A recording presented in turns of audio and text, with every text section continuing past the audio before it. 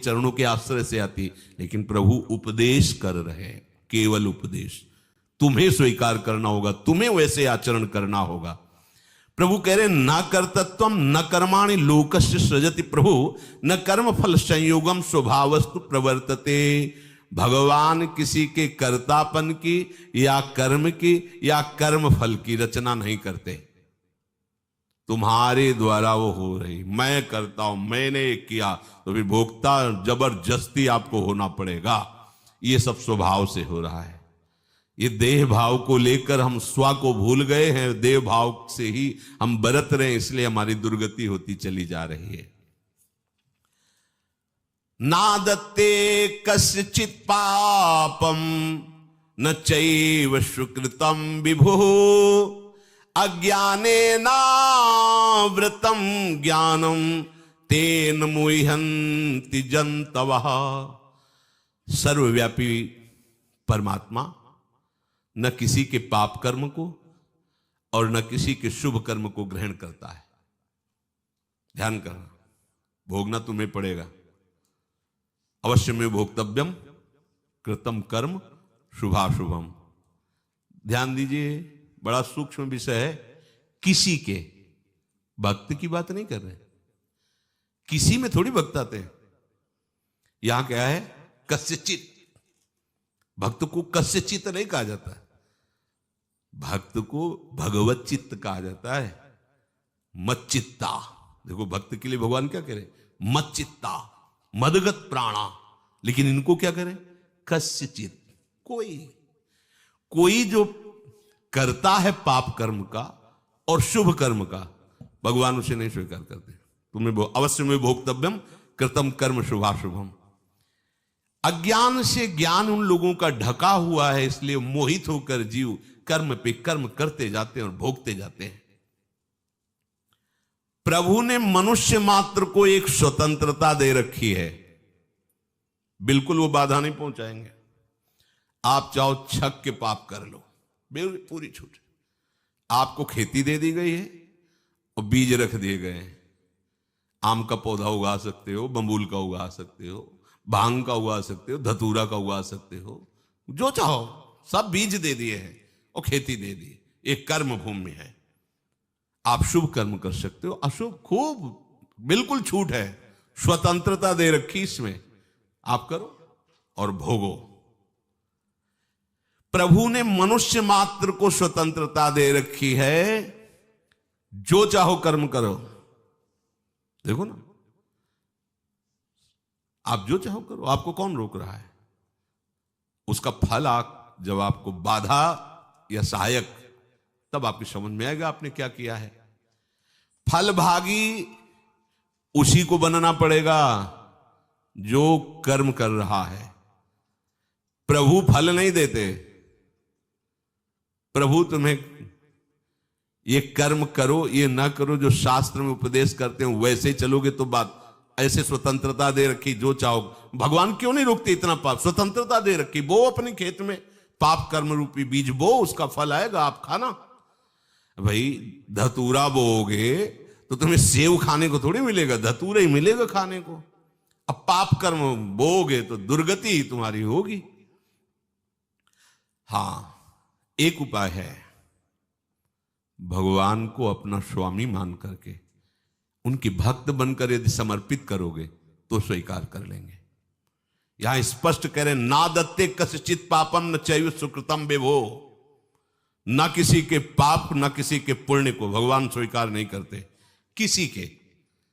लेकिन जो भगवान का निज जन हो जाता है, यही इनकी करुणा है, यही शरणागत की महिमा है कि हर सिद्धांत को ऐसे करके भगवान ऐसे कर पक्षपाती हो जाते हैं भगवान। जो अपने कर्मों को, संपूर्ण कर्मों को, संपूर्ण कर्म फलों को भगवान के अर्पण कर देता है तो कोई भी दंड उसे भोगना नहीं पड़ता और भगवान को प्राप्त हो जाता है। नहीं तो बहुत बड़ा कर्म जाल है। इसीलिए भागो, एकमात्र भगवान की शरण लो। और कोई साधन काम नहीं करने वाला, और कोई साधन नहीं आपको इस माया जाल से मुक्त कर सकता है। स्वयं भगवान के दैवी हिषा गुणमयी मम माया दुरतया मामेव ये प्रपद्यन्ते। कह रहे सर्वधर्मान परित्यज्य, कितनी करुणा है, भाग भाग सर्वधर्मान परित्यज्य माम एकम शरणम ब्रज, केवल मेरी शरण में। ये रास्ते है, भोगना पड़ेगा तुम्हें। अगर आ गए प्रभु की शरण में तो आगे वो हो जाते हैं और अपने भक्त को बचा लेते हैं। इसमें तुम्हारी साधना नहीं काम की, इसमें भगवत कृपा काम की है। अगर उनकी शरण में ना होते तो थोड़ी देर विचार करके देखो क्या होता जीवन। एकमात्र उपाय भगवान की शरण, मान जाओ सर्वधर्मान परित्यज्य मामेकम शरणम व्रज। जो इस सिद्धांत को नहीं जान पाते अज्ञान के कारण, अब उन्होंने स्वतंत्रता का दुरुपयोग किया। ये दुरुपयोग है मनमानी आचरण। अब उनके अंदर ये वृत्ति आ ही नहीं सकती कि भगवान की शरण में होकर भगवान को सब कर्म अर्पित कर दे।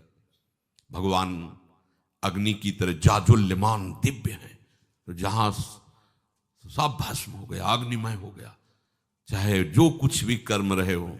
अहम तो आम सर्व पापेभ्यो मोक्षयिष्यामि मा शुचा, स्पष्ट भगवान कह रहे भाग पड़ो। एक ही उपाय नहीं, इतने कर्म हैं कि एक कदम नहीं चलने देंगे, परमार्थ में एक कदम नहीं चलने देंगे, पक्का समझ लो। बहुत बड़ी कर्मों की जाल ऐसे बिछे हुए हैं कि माया निकलने नहीं देगी। यही महाराज थोड़ा नजर टेढ़ी करके माया की तरफ देख देते, भक्त के लिए पूरा रास्ता खुला हो कर देती है, मां की तरह दुलार करती है। अज्ञानेनावृतम, अज्ञान से आवृत होने के कारण वो भगवान को अपना नहीं मान रहा। अज्ञान से ऐसा ढका हुआ है कि लगता है यही परिवार, यही रुपया पैसा, यही सब मेरा है। और प्रभु कोई होंगे, कोई प्रभु ऐसा नहीं लगता कि प्रभु मेरे हैं, ऐसा नहीं लगता। ये क्यों? अज्ञान से ढक गए हैं, इसलिए ऐसा लगता है। तेन मुह्यन्ति जन्तवः। अब प्रभु उनको न साधक कह रहे, न उपासक कह रहे, न मनुष्य कह रहे, क्या कह रहे? जंतु, बोले जीव जंतु रहे। मनुष्य को कि भगवान यहां जंतवः, तेन मुह्यन्ति जंतवः, क्योंकि विवेक का महत्व दे तो उपासक है, विवेक का महत्व दे तो मनुष्य। विवेक का त्याग करके ऐसे आचरण कर रहे हैं स्वतंत्रता पूर्वक, तो भगवान उनको कह रहे अज्ञानेनावृतम ज्ञानम तेन मुह्यन्ति जंतवः। जंतु हैं बेचारे, मनुष्य रूप में दिखाई दे रहे हैं और भयानक जंतु हैं। जैसे जीव जंतु नहीं कहा जाता, सांप बिच्छू आदि के, ये सांप हैं। कितने ऐसे स्वभाव के स्वतंत्र वृत्ति के लोग हैं जो अपना नाश करते हैं, दूसरों का नाश कर रहे हैं। ये आकृति मात्र से मनुष्य केवल दिखाई दे रहे हैं, वास्तविक जंतु ही, क्योंकि विवेक का महत्व नहीं देते, इंद्रियों का महत्व कर रहे हैं। जो मन में आया वो भोगते हैं, जैसा मन में आया वैसा खाते हैं, जैसा मन में आया वैसा आचरण करते हैं।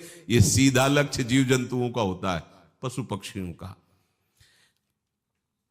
आहार निद्रा भय मैथुनानि समानि चेतानि नृणाम पशूनाम ज्ञानम नराणाम अधिको विशेषो ज्ञाने हीना पशु भी समाना।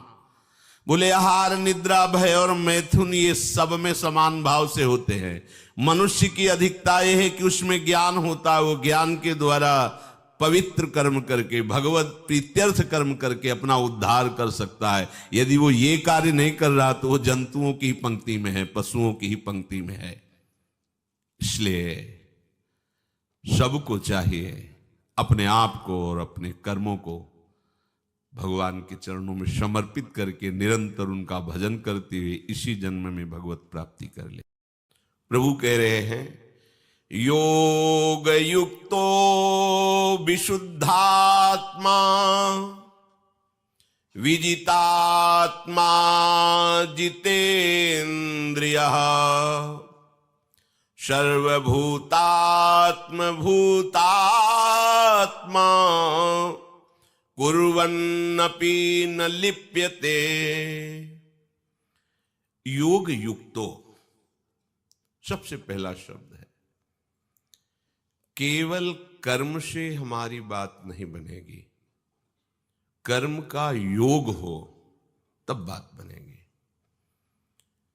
समस्त चेष्टाएं एकमात्र भगवत भावना से युक्त हो करके स्वसुख वांछा का त्याग करके जो की जाती हैं परहित की भावना से, उसको स्वाभाविक योग प्राप्त हो जाएगा, उसको अनुभव होने लगेगा।